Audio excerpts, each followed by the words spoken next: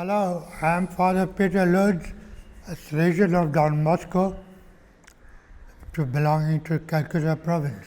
My name at home was Vincent Peter Lourdes, but my father wanted me to keep Peter as my priestly name. So now I am Peter Vincent Lourdes. My mother was an Anglo-Indian. Her father was Anglo-Indian, her mother was Bengali.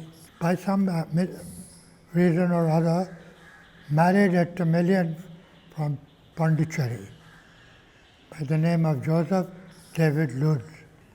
Up to now I don't know how they met, how they got married. I was born in Calcutta, Linton Street, and baptized at St. Jesus Church. After my ordination, I got an appointment in Don Bosco, Lilwa, my old school. And there, from one of the children, I caught mumps and lost hearing in my right ear. This right ear is nerve deaf. I carried on with left ear for a long time, but now it has deteriorated. So I asked for retirement from Don Bosco province, and I'm in retirement now, not active in any of the ministries, and I'm not active also in the community life because I don't hear much of what they say and do.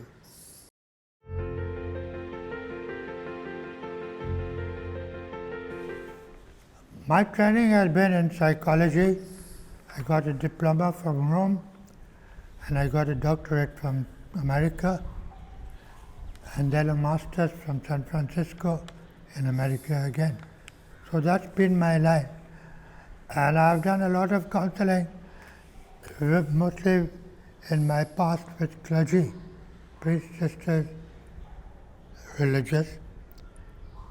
I worked for about 20 years in National Vocation Service Center, and I used to conduct the group therapy courses for that center.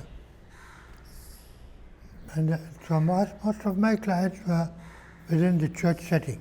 Later on, when I left that center and came back to Calcutta, I was counseling here in Don Bosco's Nitika, and most of my clients were a whole variety. I even had one chap who called himself Raja. He had a kingdom in Bihar. A great variety. My youngest client was 7-year-old. I still remember my research in psychology was showing that very often people who are excited about religion or that kind of life have something psychologically mistaken in their life. So before leaving Pune NVS National Vocational Service Center, I did a study comparing the psychological health of clergy and laity, 300 clergy, 300 laity. And as predictable from psychological research, the clergy come out second best. Where psychological well-being is concerned, the laity, 300 laity, was better than clergy. And then when I compared the sisters with the male clergy, the sisters come out better psychologically than the male clergy. That came out in a book called The Human Face of Clergy.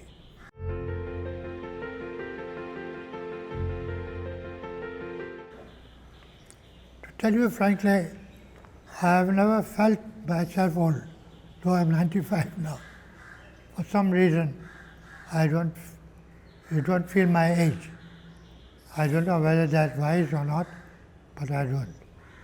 But you can talk about old age if you count your birth by calendar time.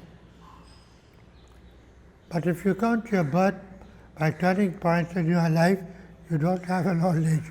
You'll be very, very young. When I retired from Salesian work, it was not because of old age, my hearing was going.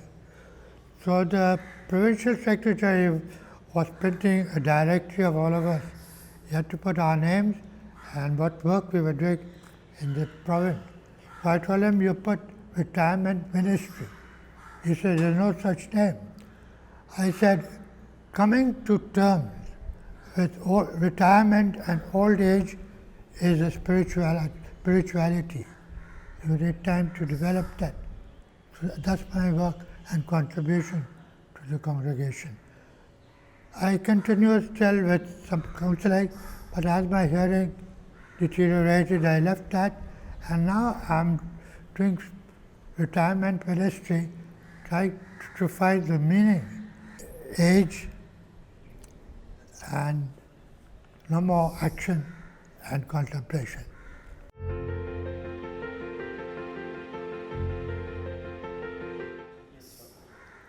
Many of the cases I dealt with were psychological, that means emotional problems, anxieties,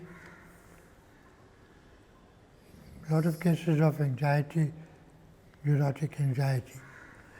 If I suspected there was something physical or neurological, I referred them to a psychiatrist in Kolkata. He told them, I cannot give you the time Father Peter gives you. I give them 90 minutes for 100 rupees only, non-professional fee, 90 minutes. He gives them 5, 10, 15 minutes. So he says, you continue medicine from me and counseling from Father Peter.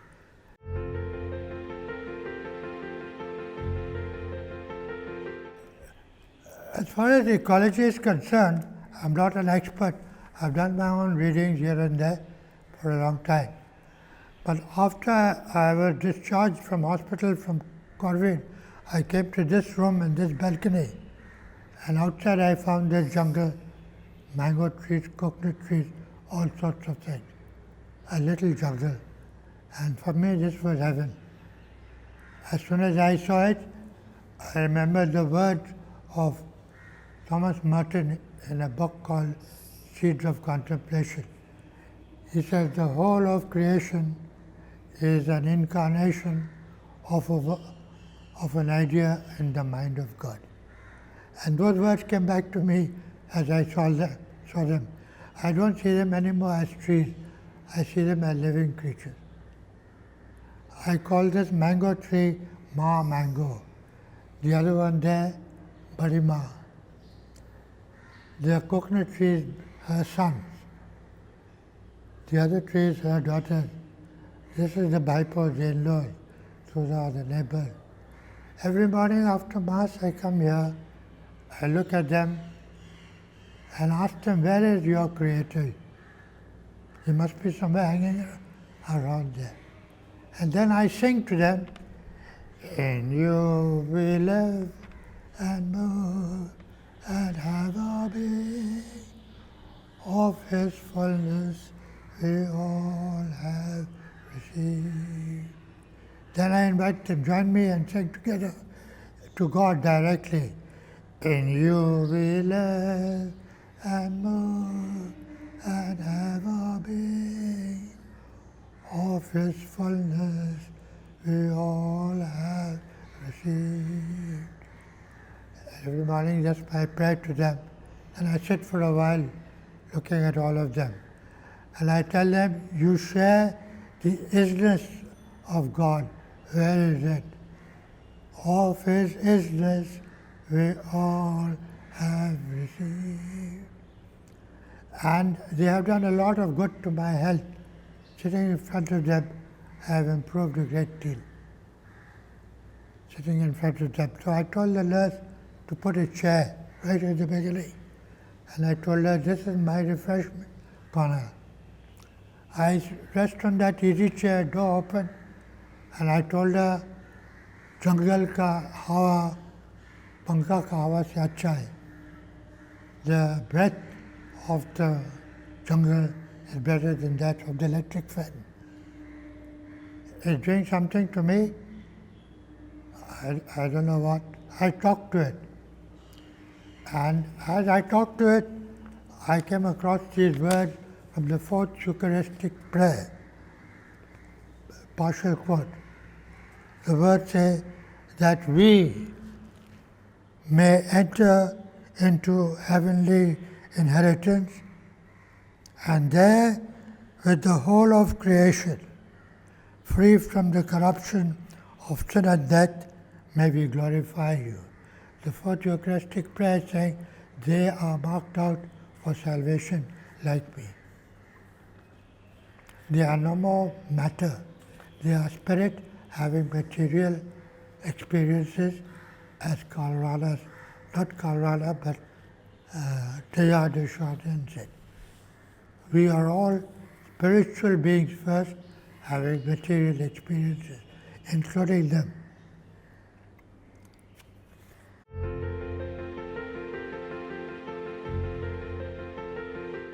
Last Sunday, my niece came with her husband, who is not Catholic, he's a Hindu. And so I told him, Devjit, this virus has taught us a lot about life. And he says, quite right. Life, as beautiful as it is temporary. That's his weak point. There is a life that is not temporary. That's the strong point. Sickness, virus, war, whatever, makes us turn our mind to that other life which is not going to pass away. And that needs our attention. It's the real meaning of who I am and what I am. When the Lord came, Jesus, he said, I came that you may have life and have it more abundantly.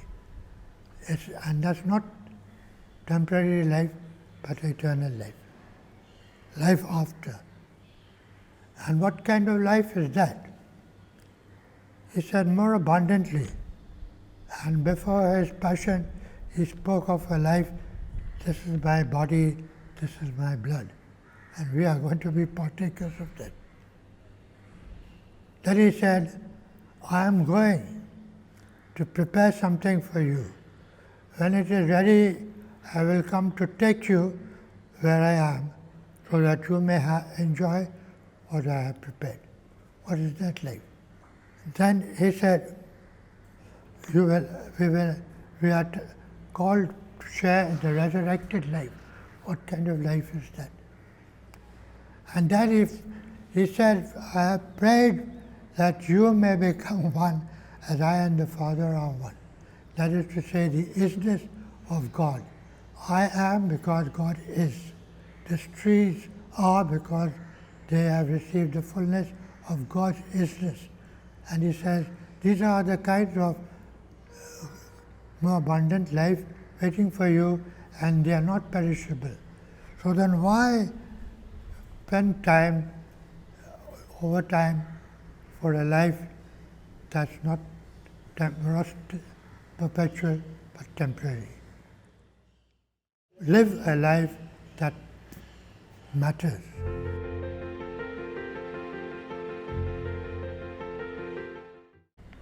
God in my life.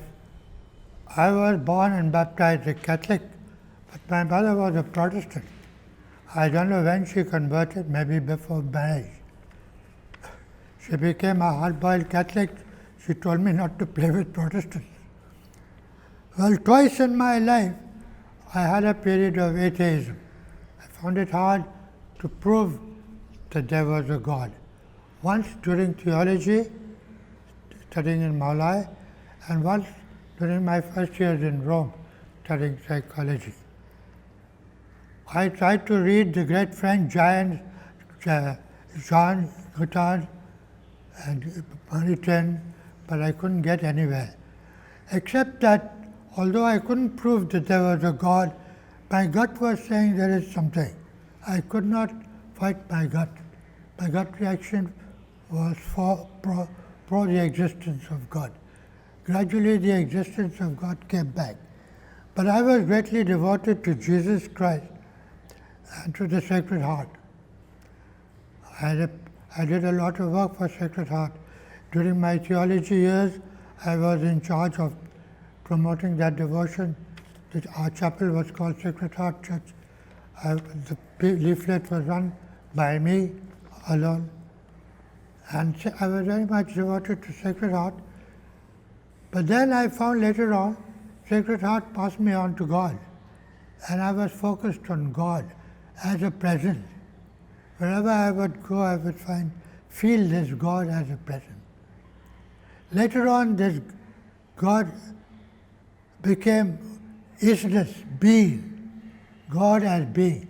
It's a very powerful experience, and I had some period of that.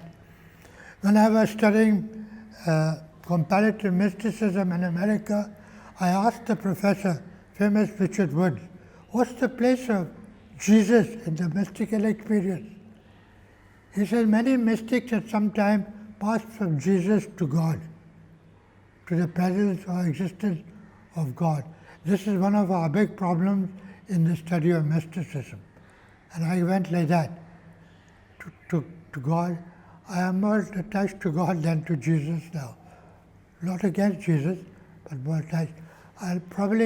He passed me on. He must have said, I am the way to the Father, I passed you on. And this isness of God, His being, is very powerful with me.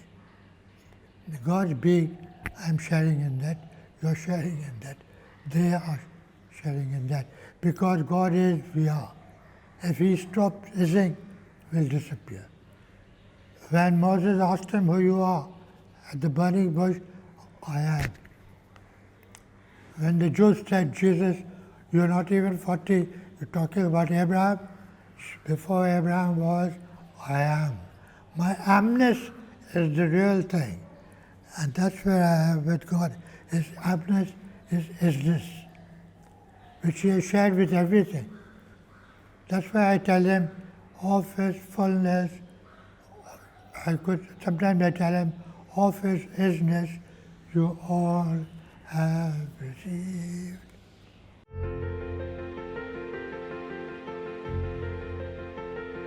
When I was in class 10, I was doing this annual retreat. In the chapel, I used to read a book, and there I had a kind of mystic experience, which has been the turning point in the whole of my life. That I value most. Except I don't know how to speak about it. Whatever I say does not match what I experienced. Age 16. It changed the whole of my life. I felt a shift inside me from somewhere here in heart region down to the belly region. I felt I had reached a place called my soul. And soul was everything worthwhile. I didn't care what they said about me now, what superiors thought. They might send me out of the aspirantate, no problem. I am centered in some other place, and the value of that place is everything. I felt the shift in center. And while I was sitting in chapel reading this book, I felt movement inside the tabernacle. Then I would get up after a while of reading, and I would start walking out of the church. One white figure in cassock with a beard would walk out of the tabernacle. When we reached outside the church, I don't know where this figure disappeared. 3 days like this during the retreat. I value that. I explain every good luck that happened to me in life in terms of this experience. I find it hard to tell it to anybody. I feel I betrayed the experience. It was such a powerful thing.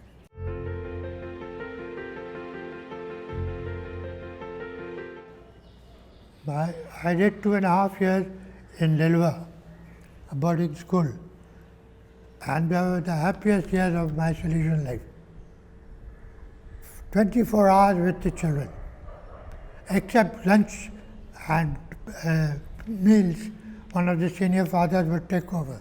But the rest of the time, I was happiest man with these children.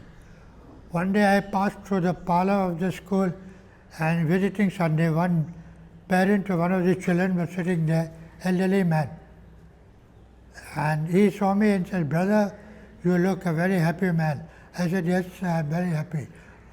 Living with these children, I don't want anything else." These two things are treasures in my life. 2 years of practical training and this experience, I don't know what to call it, at age 16.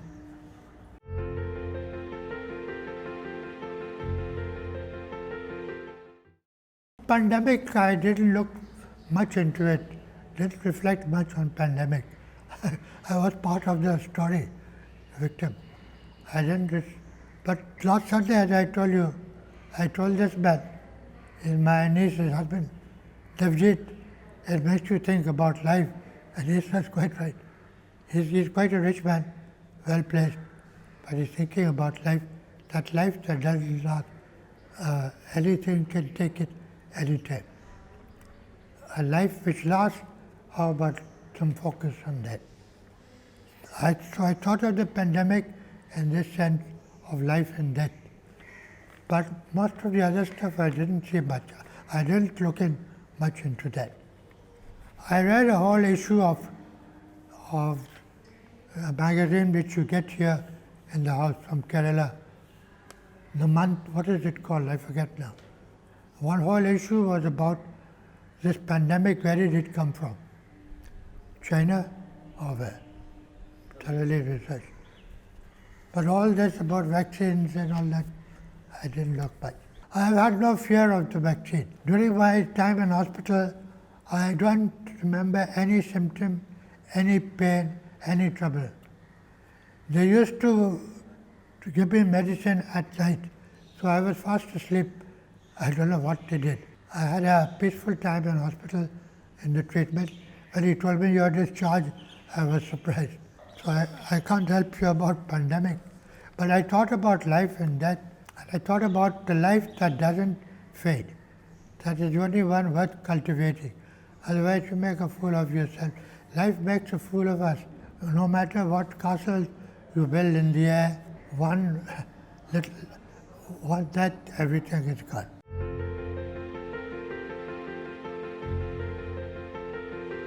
I wish all of them this experience that I've had, that although I'm aging, I don't feel my age. I don't feel I'm 95. I don't know why. But I thank God, and I wish that happens to all of you.